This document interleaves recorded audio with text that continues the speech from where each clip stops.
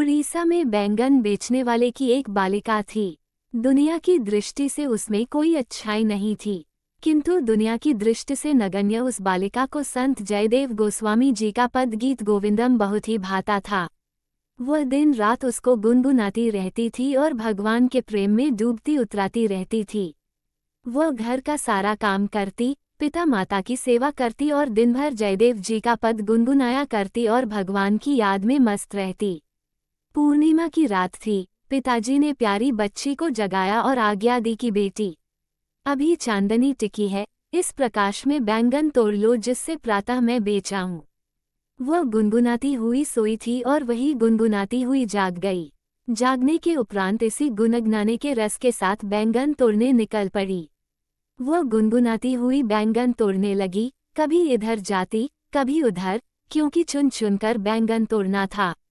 उस समय एक ओर तो उसके रोम रोम से अनुराग झर रहा था और दूसरी ओर कंठ से गीत गोविंद के सरस गीत प्रस्फुटित हो रहे थे।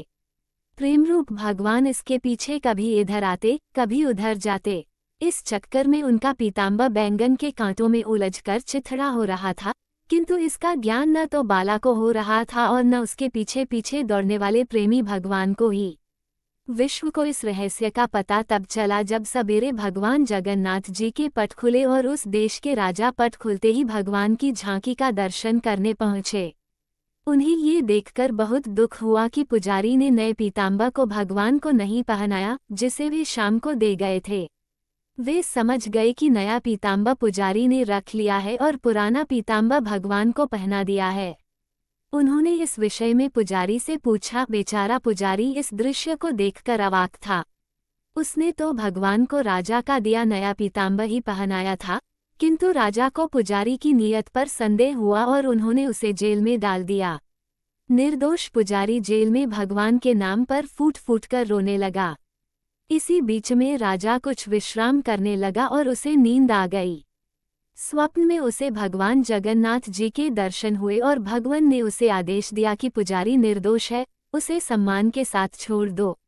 रह गई बात नए पीताम्बर की, तो इस तथ्य को बैंगन के खेत में जाकर स्वयं देख लो। पीताम्बर के फटे अंश बैंगन के कांटों में उलझे मिलेंगे। मैं तो प्रेम के अधीन हूँ, अपने प्रेमीजनों के पीछे पीछे चक्कर लगाया करता हूँ। बैंगन तोड़ने वाली बाला के अनुराग भरे गीतों को सुनने के लिए मैं उसके पीछे पीछे दौड़ा हूँ और इसी में मेरा पीताम्बर कांटों में उलझकर फट गया। जगन्नाथ मंदिर की देखरेख, भोग आरती आदि सभी तरह व्यवस्था करने वाले राजा के जीवन में इस अद्भुत घटना ने रस भर दिया और भगवान के अनुराग में वे भी मस्त रहने लगे। बैंगन तोड़ने वाली एक बाला के पीछे पीछे भगवान उसके प्रेम में घूमते रहे। ये कहानी फूस की आग की तरह फैल गई। जगत के स्वार्थी लोगों की भीड़ उसके पास आने लगी। कोई पुत्र मांगता तो कोई धन।